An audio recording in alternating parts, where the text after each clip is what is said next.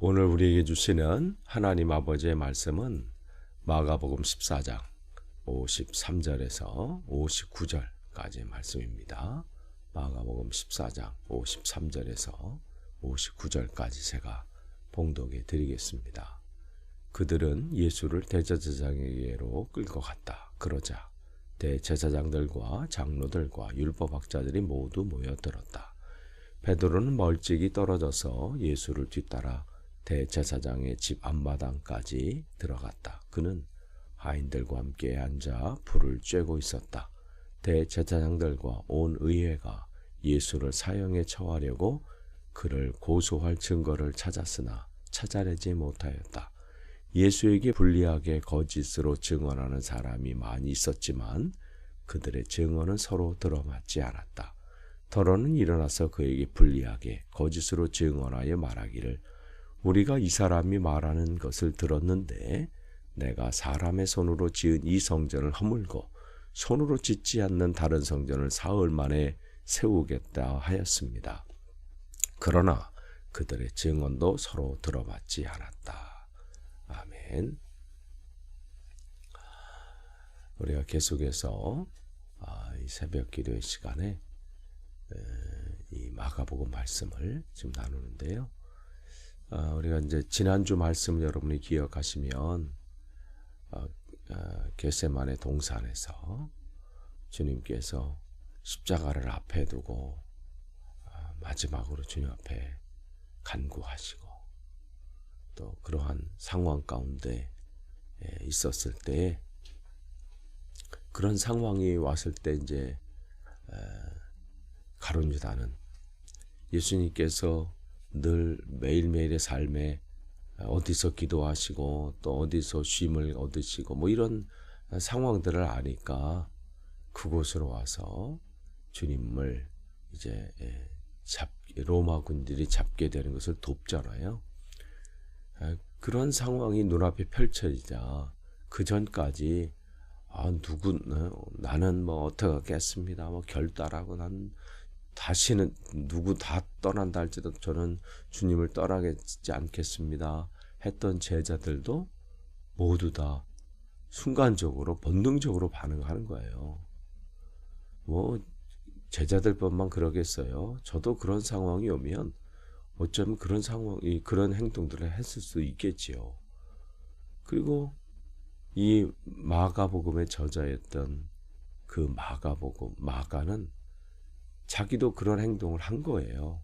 그러니까 51절, 52절, 14장 마가복음 14장 51절, 52절 말씀에 그도 자기도 예수님을 버리고 도망하는 그러한 일이 있었음을 고백하는 그런 장면이 나옵니다. 그 정도로 지금 제자들에게는 패닉이 온 거예요. 이걸 어떻게 되나? 어떤 상황이, 왜 이런 상황이 펼쳐졌나? 그런데 이제 오늘 본문을 보시면, 여기 그들이 예수를 대제사장으로 끌고 갔는데, 그러자 대제사장들과 장로들과 율법학자들이 모여들었다. 그러니까 그들이 얼마나 눈의 가시처럼 예수님을 생각했겠어요.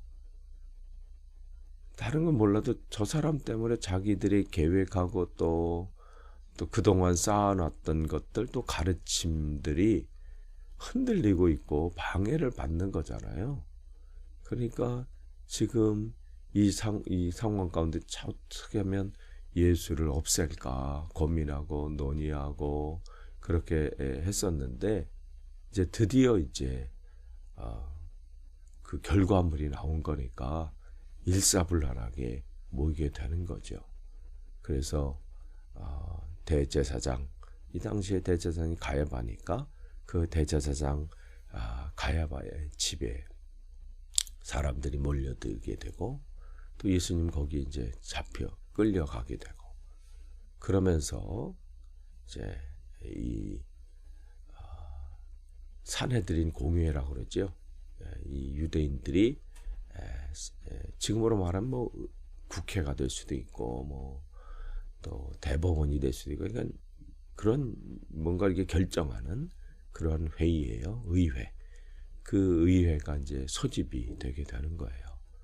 그러니까 이러한 상황 가운데 한 사람이 등장하죠. 54절에 베드로. 그러니까 다른 제자들은 다 이제 그냥 어휴 잘못했다 나까지 봉변당하겠다고 다 흩어졌는데 그래도 베드로는 멀찍이서나마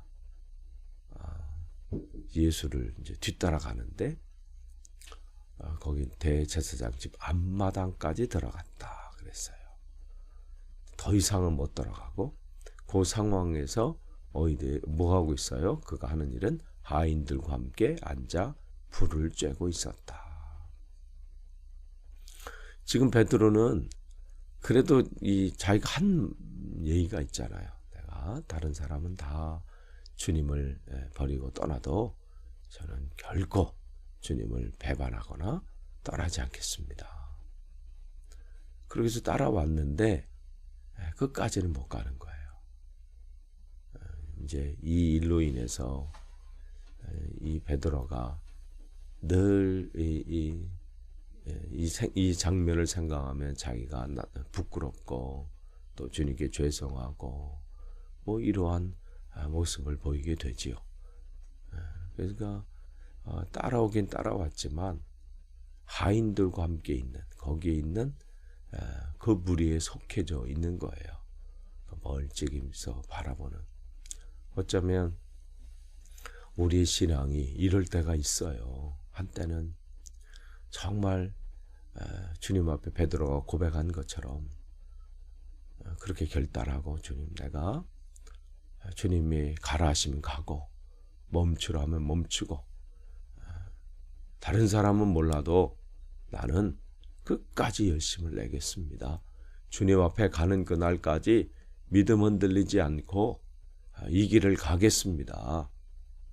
그렇게 결단하고 마음을 먹지만 또 어떤 상황이 내 앞에 탁 닥쳤을 때 예상치 않은 일들이 내 가운데 벌어졌을 때 때로는 우리가 이렇게 방관자처럼 예전에 그 열심은 어디로 갔는지 예전에 그 결단은 어디로 갔는지 온데간데 없고 그냥 세상 무리들과 마치 구경하는 것처럼 그렇게 떨어져서 세상 길로 가는 것도 아니고 한 발은 여기 디뎌놓고 한 발은 또 다른 쪽에 디디면서 그렇게 볼 때가 있어요. 지금 베드로가 그런 상황 가운데 있어요. 하인들과 함께 불을 쬐고 있었다. 성경은 의미 없는 것들을 기록해 놓거나 그것을 우리에게 전하지 않습니다. 우리가 볼 땐 그냥 없애도 될 부분들이고 표현하지 않고 또 기록 안 해도 되는 부분들이 있지만 그런 생각하는 것처럼 생각하지만 모든 것을 통해서 우리에게 말씀하시고자 하는 부분이 있고 또 그 가운데 우리가 그 말씀을 붙잡고 깨달아야 될 부분들이 있는 것이죠.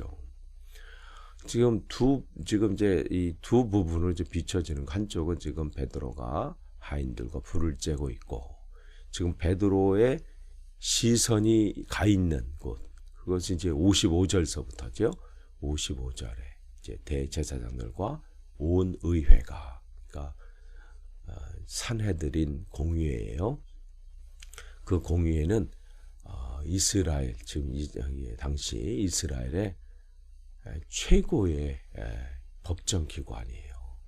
그러니까 지금 이제 대한민국으로 따진다면 뭐 국회나 행정부나 대법원을 합친 뭐 그 정도의 역할을 하는 강력한 기관이죠. 그래서 모든 인원은 71명으로 구성되어 있고요. 거기에 그 의장이라고 하는 의장은 대제사장이 맡고 거기에는 이제 제사장들과 그룹이 이제 대제사장들 또 이 대제사장들 그 사두개인들이죠. 이 사두개인들이 중심으로 되고 또 사두개인들을 지지하고 있는 그런 평신도들 또 율법학자라고 하는 이제 바리새인들 이런 사람들로 구성이 돼 있어요. 이런 사람들 구성이 돼 있고 재판을 하기 위해서는 최소한 71명 중에서 어떠한 의제를 가지고 논의하려면 또 그것을 결정하려면 23명이 필요했는데 여기 보니까 온 의회가 예수를 사형에 처하려고 이제 이렇게 됐다 한 것은 모였다 이렇게 되는 것은 적어도 23명 이상이 모였다는 것이겠죠. 그러니까 뭐 이러한 때는 이제 우리가 지금 한밤중이지만 자기들이 그동안 눈의 가시처럼 생각했던 이 예수를 없애버리는 제거하는 그런 상황 앞에서는 뭐 밤이 문제겠어요. 또 바쁨이 문제겠어요. 이제 다 모인 거예요. 다 모여서 그러나 이 어떠한 일들을 처리할 때는 율법에 2명 이상의 증인이 있어야 되는 거예요. 그렇기 때문에 불리하게 이제 증언하는 사람, 이제 이 사람들 증언하는 사람을 많이 모았겠죠. 이미 이 일을 진행하기 위해서 입을 맞추고 또 이 일들을 위해서 거짓 증언할 사람들을 다 준비해 놓은 거예요. 그래서 나름대로 시나리오도 짜고 그래서 이제 진행할 그 나름대로 또 법적인 근거를 마련해야 되니까 그렇게 하고 있는데 어떻게 해요? 서로 증언이 맞지 않는 거예요. 그러니까 이렇게 더러는 일어나서 이렇게도 얘기하고 하여튼 어떻게 하면 예수님을 넘어뜨리고 또 이 법적으로 이 올가매려고 거짓 증언하고 뭐 내가 이렇게 들었는데 그건 뭐 예나 지금이나 뭐 그러지 않겠어요? 목적하는 바를 이루려면 뭐 이렇게도 짜맞추고 저렇게도 짜맞출 수 있겠지요. 그러면서 그 얘기를 한 거 내가 이렇게 들었는데 그런데도 그 증언도 59절에 보니까 서로 들어맞지 않았다. 그러니까 이들은 거짓 증언을 하는 이러한 일들이 일어나게 되는 거예요. 그래서 이 주님께서 십계명을 통해서 철저하게 우리에게 경계하고 하지 말아야 될 부분들을 말씀해 주신 것 중에 하나가 거짓 증언이에요. 거짓 증언이라고 하는 것은 거짓말하고는 우리가 좀 구분해 볼 필요가 있어요. 거짓말은 우리가 하다 보면 그런 부분들이 있잖아요. 이 사람을 이제 높이기 위해서거나 아니면 어떤 이 사람의 상황을 좀 무마시키기 위해서 뭐 표현을 할 수 있어요. 그러나 거짓 증언이라는 것은 증언은 언제 하는 거예요? 이 사람의 생사가 달린 부분이에요. 이 사람이 재판에서 죄가 유죄가 되느냐 무죄가 되느냐 하는 부분이거든요. 그러니까 그런 부분에서 거짓 증언을 하는 것은 정말 주님께서 그 부분은 정말 점검하게 하셨고 또 그 부분에 대해서는 우리가 그 일들을 하지 말도록 주님 분명히 말씀을 하셨습니다. 그런데 거짓으로 증언하면서 그 일들을 하게 되죠. 이게 인간의 연약한 모습이에요. 자기 앞에 이익을 위해서 또 자기가 목적하는 바를 위해서 말씀이 기억나지 않는 거예요. 이들은. 그보다 더 중요한 것은 자기들의 이익이고 공동체가 나가야 추구하는 방향이고 그러니까 지금 이 율법을 가르치는 자들이나 또 그걸 지켜야 되는 자들이나 또 그 안에서 담겨진 하나님의 마음을 붙잡아야 될 사람들이나 모두가 하나가 돼서 자기들의 그 이익을 지금 쫓아가고 있지요. 근데 이것조차도 어떻게 해요? 우리가 지난주에 말씀드린 것처럼 성경에 또 하신 말씀을 이루려는 것이다. 그러니까 우리가 쓰임받는 삶을 살아야 되는데 사실은 모두가 쓰임받는 삶을 살고 있어요. 그런데 누구의 쓰임을 받느냐 이게 중요한 것이죠. 같은 칼이라도 의사의 손에 잡히면 한 사람을 살리는 칼이 되고 요리사의 손에 잡히게 되면 누군가를 대접하고 누군가를 위한 음식이 준비되는 칼이 되지만 강도의 손에 잡히게 되면 한 사람을 상하게 하는 그러한 도구로 사용되게 되는 거예요. 우리의 삶도 마찬가지죠. 우리가 증인이 되어야 되는데 복음의 증인, 땅끝까지 이르러 주님을 전하는 복음의 증인이 될 것인가? 아니면 사단에 사로잡혀서 거짓 증언자가 될 것이냐? 이것은 날마다 삶 속에서 우리가 우리 앞에 펼쳐진 거예요. 내가 어떠한 삶을 살 것인가? 내 입술을 통해서 어떠한 일들을 할 것인가? 여러분이 오늘 입술도 그렇게 점검하시고 그렇게 오늘도 복된 4월 마지막 날이 되시기를 간절히 축복합니다. 기도하겠습니다. 하나님 감사합니다. 오늘도 주님의 말씀으로 하루를 시작합니다. 이 한 주를 또 시작합니다.